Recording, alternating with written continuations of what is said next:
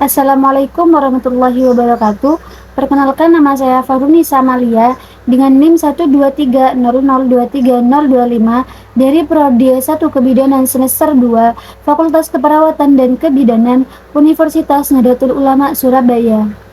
Tujuan video ini dibuat untuk memenuhi praktikum mata kuliah Fisika Kesehatan yang diampu oleh Ibu dosen Ima Kurniastuti, STMT. Baik, di sini saya akan menjelaskan tentang morfologi saraf. Terdapat saraf parasimpatik dan saraf simpatik. Pada saraf parasimpatik, yaitu pupil menyempit, memacu pengeluaran air liur, memperlambat detak jantung, menyempitkan bronkolus, memacu gerak peristaltik dan sekresi, memacu pengeluaran empedu, dan memacu kontraksi kandung kemih. Sedangkan pada saraf simpatik, yaitu pupil melebar, menghambat pengeluaran air liur, memacu detak jantung, melebarkan bronkus, menghambat gerak peristaltik dan sekresi, merubah glikogen menjadi glukosa, sekresi adrenalis dan noradrenalin, menghambat kontraksi kandung kemih. Selanjutnya saya akan menjelaskan tentang depolarisasi dan repolarisasi. Yang pertama yaitu depolarisasi adalah ketika potensial membran menjadi kurang negatif atau lebih positif.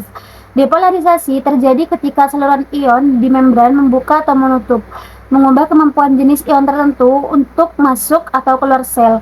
Misalnya, terbukanya saluran yang memungkinkan ion positif mengalir keluar sel atau ion negatif masuk, dapat menyebabkan hiperpolarisasi. Contohnya yaitu pembukaan saluran yang memungkinkan keluar dari sel atau ke dalam sel. Yang kedua yaitu terbukanya saluran yang memungkinkan ion positif mengalir ke dalam sel dapat menyebabkan depolarisasi. Contohnya yaitu pembukaan saluran yang memungkinkan ke dalam sel. Yang ketiga yaitu pembukaan dan penutupan saluran ini mungkin bergantung pada pengaitan molekul pemberian sinyal seperti neurotransmitter atau saluran ion berpintu ligan, dan pada tegangan melintasi membran, saluran ion berpintu tegangan. Yang kedua yaitu repolarisasi. Repolarisasi adalah proses atau tindakan memulihkan kondisi terpolarisasi seluruh membran plasma atau sel, misalnya sel saraf. Selama keadaan istirahat normal, membran potensial bernilai negatif. Namun, potensial membran negatif berubah menjadi positif ketika depolarisasi aksi potensial. Namun, perubahan dari nilai negatif ke positif ini hanya terjadi pada saat tertentu. Potensi membran kembali ke potensi membran istirahat yang bernilai negatif. Proses atau tindakan kembali ke membran potensial negatif adalah refleksi. Repolarisasi terjadi melalui mekanisme yang melibatkan saluran K+, seperti saluran tipe A, penyeara tertunda, dan saluran K+ yang diaktifkan Ca2+. Salah satu mekanisme tersebut adalah ketika terjadi penghabisan ion K+ dari sel melalui saluran K+ di membran plasma. Secara umum, proses refleksi memakan waktu beberapa milidetik.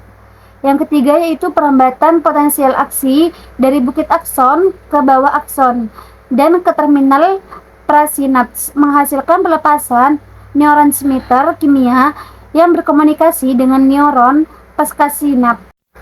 Selanjutnya yaitu sinyal listrik dari otot atau elektromiogram. Sebuah otot terdiri dari banyak unit motorik. Suatu unit motorik terdiri dari satu cabang neuron dari batang otak atau korda spinalis dan dari 25 sampai 2000 serat otot yang berhubungan dengannya melalui motor end plate. Potensial istirahat di kedua sisi membran pada sebuah serat otot serupa dengan potensial istirahat di serat saraf. Kerja otot dimulai oleh potensial aksi yang berjalan di sepanjang suatu akson dan melewati motor end plate menuju ke dalam serat otot, menyebabkan serat tersebut berkontraksi. Rekaman potensial aksi di satu sel otot diperlihatkan secara skematis di GBR 9,6b. Pengukuran semacam ini dilakukan dengan menggunakan sebuah elektroda yang sangat halus atau mikroelektroda yang dimasukkan melalui membran otot. Yang keempat yaitu sinyal listrik dari jantung atau elektrokardiogram. Kerja jantung yang ritmis dikendalikan oleh suatu sinyal listrik yang diawali oleh stimulasi spontan sel-sel otot khusus yang terletak di atrium kanan. Sel-sel ini membentuk nodus sinoatrium atau SA atau pet jantung. Nodus SA melepaskan sinyal dengan interval teratur sekitar 72 kali per menit. Namun, kecepatan pelepasan sinyal ini dapat meningkat atau menurun, bergantung pada saraf yang terletak di luar jantung sebagai respon terhadap kebutuhan tubuh akan darah serta rangsangan lainnya. Sinyal listrik dari nodus SA memicu depolarisasi sel-sel otot kedua atrium sehingga keduanya berkontraksi dan memompa darah ke dalam ventrikel. Kemudian terjadi repolarisasi atrium untuk melihat bentuk potensial aksi.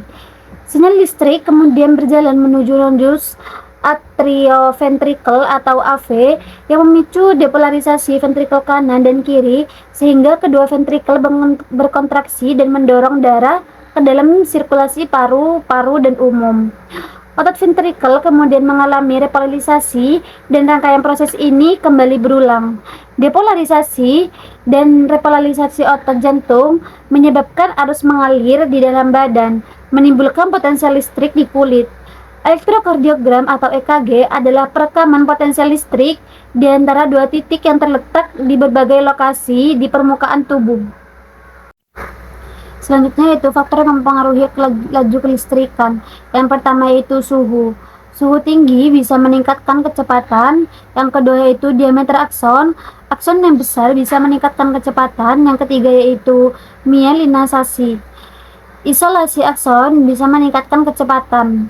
Selanjutnya di sini terdapat mekanisme penghantaran impuls pada lingkungan refleksi saraf melibatkan beberapa langkah sebagai berikut.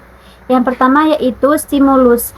Proses dimulai dengan adanya stimulus yang diterima oleh reseptor saraf di tubuh. Stimulus ini bisa berupa sentuhan, suara, cahaya, atau rangsangan lainnya. Yang kedua yaitu penghantaran impuls. Setelah menerima stimulus, reseptor saraf akan mengubahnya menjadi sinyal listrik yang disebut impuls saraf. Impuls ini akan dikirim melalui serat saraf menuju sumsum tulang belakang atau otak. Selanjutnya yaitu sinapsis. Di sumsum tulang belakang atau otak, impuls saraf akan melewati sinapsis, yaitu tempat pertemuan antara ujung saraf dengan neuron lain atau sel efektor.